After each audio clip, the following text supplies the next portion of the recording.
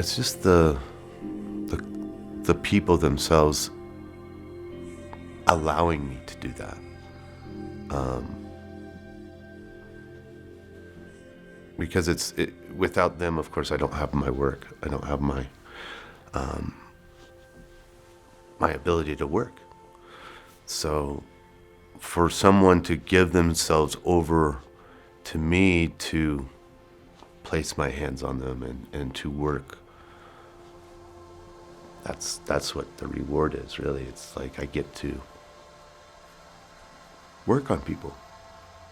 It's the approach. And so pain being relative, right, to the person that's experiencing it, it's the same as describing any experience, because it's going to be relative to that person's experience, right? So the best way I can describe a massage is that what it does is it helps realign the muscles to where they're supposed to be.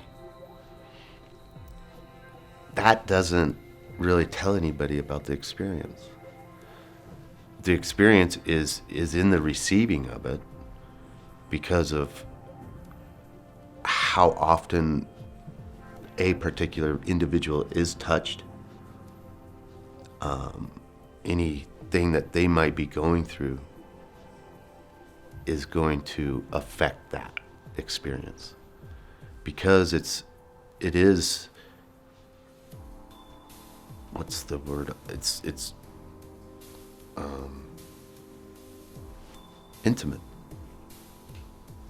because you're getting that touch bodily, skin to skin, right?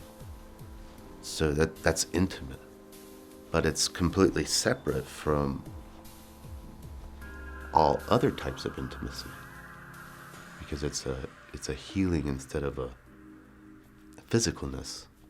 It is physical, but it's not the same.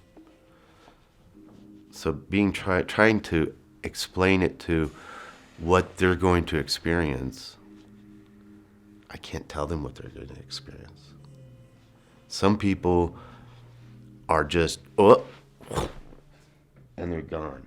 And they just absorb it, and they're great. Others, because of their own selves, they're just nervous, and so they're tense the whole time. And it's, as a practitioner, it's our jobs to try to help them feel safe and allow their body to relax. A lot of the time, it's just about that person being able to go, because they don't. Throughout the whole day, for years, they never stop and just,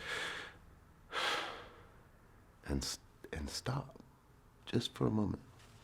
And I think that's part of our job, is to help people stop in their brains and their bodies, everything just, and melt out. Here, yeah, just Ruidoso, yeah. I was born here, raised here. I'm the 5th generation. So, yeah. Ranching. Yeah, my great-great-grandfather was a cowboy. Yeah, so they came down out of Colorado. I think it was, they went to Uvalde and they passed through here. They were sheep ranchers up there, I believe. And then when they came through here, he loved it. But I think he was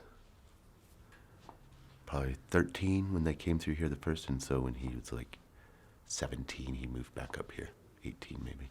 My great-grandfather and his brothers got into a family feud about the property. So everything that's the racetrack and even where Walmart is was our land, but they lost it to each other because they fought about it.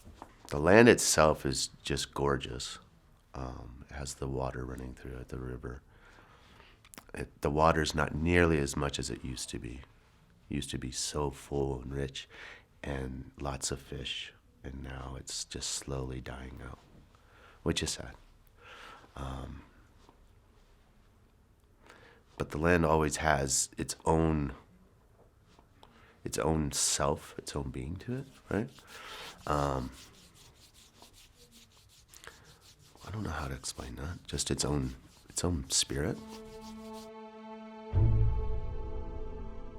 I've always had a want to heal, to do that, to help people in that way.